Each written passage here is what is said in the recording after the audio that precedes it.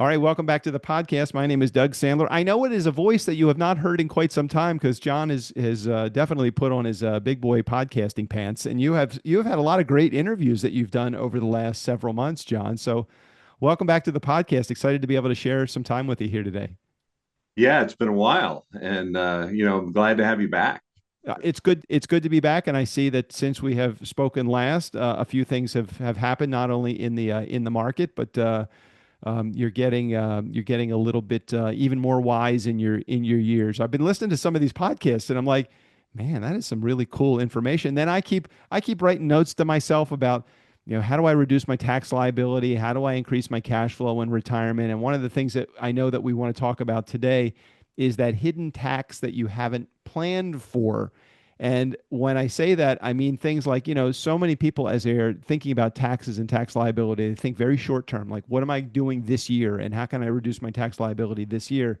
And they don't really think about, well, when I get to that point where I am thinking about retiring, how can I reduce my tax liability? And if you're thinking about that in the moment, if you're 65 or even older, it may be a little too far into the game. So it might be valuable to listen to today's episode and think about how do I be forewarned, and also how do I be prepared for what I'm about to experience down the road a few years. So why don't we start there? I know I just opened up a whole can of worms, but let's start there. Where should we start in this conversation, John?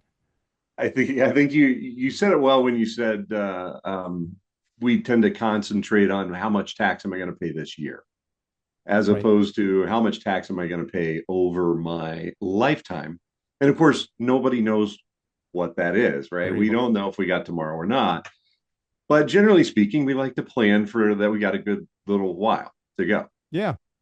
So if we're going to plan that way, and we spend so much time being sort of indoctrinated by um, the 401k folks, the IRA folks, they all say defer your taxes, and there's often wisdom in that, but it's not always the best choice because you're eating for yourself what I call the trap for when you retire. Right. Suddenly, all of that money that you've saved and deferred taxes on, you are now taxed on, and that's what you're using to live on. So I I liken it to the old story that I think a lot of people have heard, and if you've ever watched Who Wants to Be a Millionaire, you kind of get that concept where every time they get a question right, it doubles. So the first question you get right is usually really easy, and I can't remember what you get. You get $500. Right. The next one's 1,000. The next one's 2,000. The next one's four, and it goes on up. And suddenly, like the last few questions, you're going up by hundreds of thousands of dollars. Right. So the question is, would I rather pay 37%, say a top tax bracket today on, we're just going to say $1 million.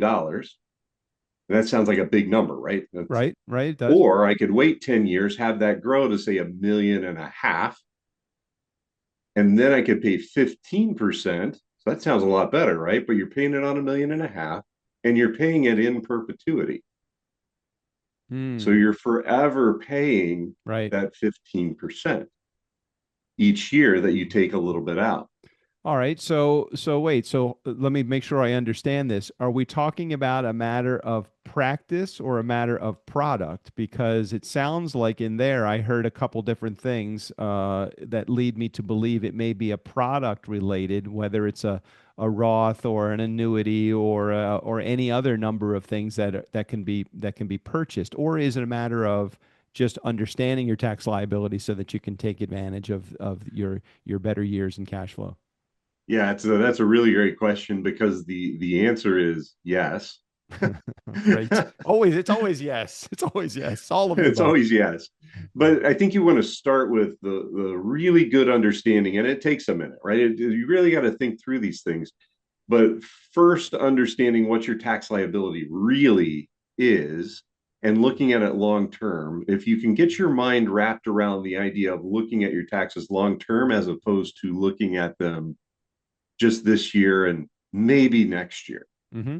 you want to be able to look at them from a period of decades. just like you want to look at your investments over a period of decades instead of just, quarter by quarter. Okay, so let's talk strategy. If somebody was coming to you, what's an age that we need to start thinking about this? And maybe earlier is better than later. It sounds like that probably is the case. And then where do we begin with the plan? So can we start with that? And I know it's hard because there's so many different types of people in our audience, younger and older. But what's some of your schooled experience telling you? Yeah. So, as always, not investment advice here on the channel because we can only do that if we're talking to individuals. But if we speak in generalities here, the earlier you can create tax free forever funds, something like a Roth IRA, the better. Hmm. I always tell parents, if you really want to give your kid, as they get out into the workforce, an amazing Christmas present, start a Roth IRA. As long as they're making W-2 income, start a Roth IRA for your kid. They are going to love you later for that Yeah, because yeah.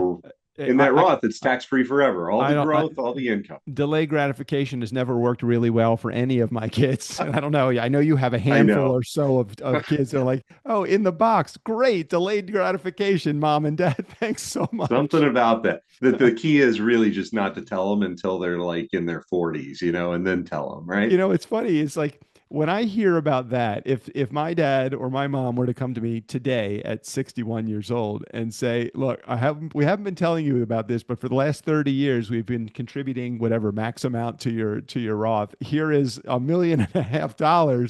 That would be the greatest thing. At the time, it's like, "Wait a minute, I wanted that Sega video game or whatever, whatever it was."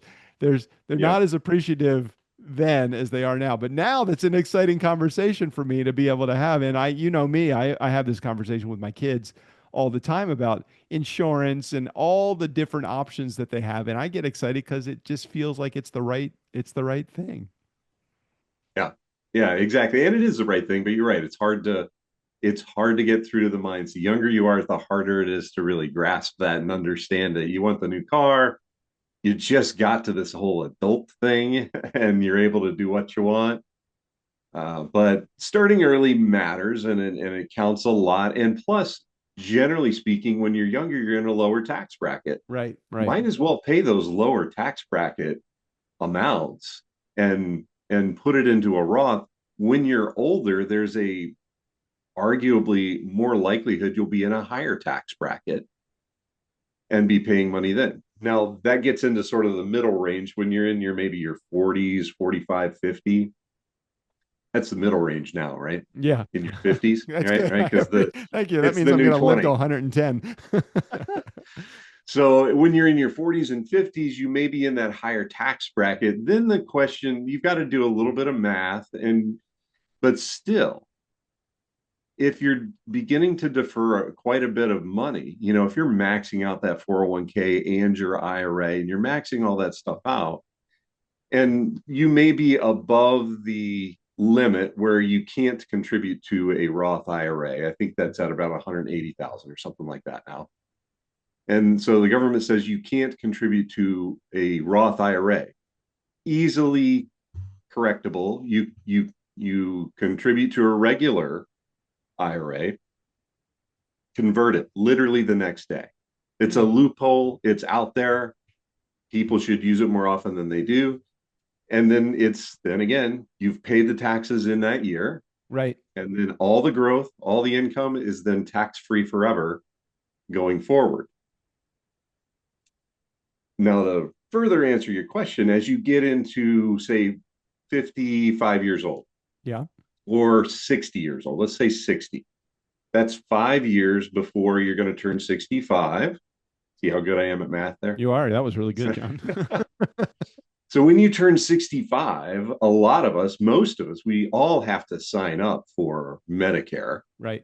We don't all have to take it. There's all kinds of rules as to when you have to, when you don't have to. So can you have both an IRA, a regular IRA? Is there any limits as to when you can convert from one to another? And the answer is really no. You could convert if you have $2 million if you have a dollar, you can convert at any time the amount that you want. It's not necessarily a great idea to convert all at once. The idea is that you time those conversions, and that's why it's good to have at least 5 years to really plan this out and do this the right way. But the key is at 65 to have reducible income point where you don't have to pay more than you need to for your Medicare. It's the hidden tax nobody talks about is that if your income is at a certain point, they're going to charge you more for Medicare. And hold on a sec, just making sure I got this right. By you actually converting some of that money from your traditional IRA to a Roth, you're increasing your income. So is that going to affect your Medicare if you do that through that Medicare year that you're in at 65? Exactly. That's exactly right. So if you go to do your conversion at 64 or 65, even at 64, then your income is going to show higher. And there's this thing called IRMAA, IIRMA, that nobody likes to talk about or think about, and a lot of people don't even know exists. And that's an extra amount that you have to pay for your Medicare because you have a higher income. And That's like an extra federal tax. do they just take into account that year 64, 65, or do they take and they hold that you accountable for that forever, or is that just or is it just a window, that small window? How's that work? It's your previous year's income in any year after when you start taking Medicare. So each year they look back at last year's income. If that's at a certain level, they'll charge you more. So is your best time to take make that conversion is when then? Best time to do it is before you turn 64. Got it. Okay. Yeah. So and Even if you're paying a higher income tax going forward, if you it's the power of zero. I talk about the power of zero. I have one client that has 1.5 million, but his taxable income is $30,000 because it's all into a Roth. okay. All right. So, for anyone that's out there that is listening to this, that is, let's say pre 60 right now, when is the best time to either do the conversion or to put money into a Roth? And are we only As talking soon about as conversion, or are we talking about any money in a Roth? could be both, right? If you're still working at 60, you can contribute $8,000 to a Roth this year. They sometimes adjust that each year, and sometimes they don't. But right now it's $8,000. Max that out, and then you can do a Roth conversion from, say, your old 401k or a regular IRA. But the earlier, the better, generally speaking. Now, you don't necessarily want to do it all in one year if it puts you into a higher tax bracket, but do the math and divide it out with the number of years you have left until you turn 64. How and again, I'm talking to the laymen that are out there in the world, and I'm considering myself in that case, even though I'm friends with you and you give me all of this advice. How challenging is it for a person that's just out there, just average Joe, having a conversation with there's two different people in this process, or three. There's me, the contributor, then there's the accountant, and then there's the financial advisor or the planner. Do you find that you're normally having conversations with the accountant because the guy that you're talking to, which is your client, has no idea what's going on? We often talk with the accountants. Some of the accountants also struggle with the idea. They don't necessarily, it's not their area of expertise. And sometimes they aren't even fully aware of what the right time to do it is. So sometimes we actually have to explain to the accountants what the deal really is on that. But for the most part, once you wrap your mind around the idea of paying 15%, even if it's a lower tax bracket, but for the rest of your life every single year, you kind of get the idea. You want to do it as early as possible. Even if that means paying 37% when That's pre. right, exactly, because that growth is really important, and that continuing tax every single year on whatever it is that you pull out makes a big difference. That's Yeah. an accumulated amount. It accumulates every single year. Wow. Okay. All right. So we just covered a lot of stuff in there, and there could be a lot of questions that are. I mean, is there anything else that you want to put a finer point on that or cross that T even better? I mean, I think we've given enough to our community to understand a little bit about it, but obviously we can't answer all the questions. There's so many different variables depending on when you're starting. For example, you just spoke to my son in the last couple of days, and it's going to be a whole different scenario laid out for him as opposed to me, Right. who is much closer to retirement, as opposed to my mom, who is in her 90s and obviously wants to be able to, use some of that money that's sitting in an account. That's right. Yeah. I mean, there are a lot of finer points that we can put on this. It really does depend on each person's individual situation. But if we can at least get people thinking about how the math actually works as opposed to sort of what we've often been told, I think that's important. I think we've accomplished our goal for the day. We Yeah. just made people aware of the issue, and it might not be as straightforward as a lot of people are led to believe. Well, I think about, before we wrap up, I think about the conversation that I had many, many times earlier in my career, where a planner that I was working with at the time would say, "Look, we're just going to put as much money tax deferred as we possibly can into an account." It's kind of like the self-employment version of the 401k. And the Right. biggest challenge with that is, okay, now you have this amount of money that's sitting in there that may not work best for you as you get closer to or into retirement. And so now we have some other options, Roth being one of the options that we have. So, um, That's right. okay. So Yep. we'll give our audience a rest with that. We'll give your cold a rest with that also. Yeah, it's So been a crazy, crazy podcast here, but no, a good one though. I'm glad we talked about this. This is a great topic. let's continue the conversation individually with people that are in our listening audience. If you want to get more information from John, or if you want to have a conversation with him about what works best for you in your individual scenario, John's going to explain how to get in touch with him, and then we'll take it from there. So, John, how does our community reach out to you? So the best way to do it is to go out to guardianrockwealth.com, or you can text the word life, LIFE, to 321-421-5213. It's the word life. All right, we'll put all that information in the show notes. We'll make sure we get a hold of our editors to tell them they need to do some magic on this episode. Yes. Between me bumbling through the questions and you with your cold, we'll figure out if we can make this nice and pretty on the tail end. Thanks everybody for listening in. Thanks again, John, for being here today. Good to see you again. All right. We'll see you.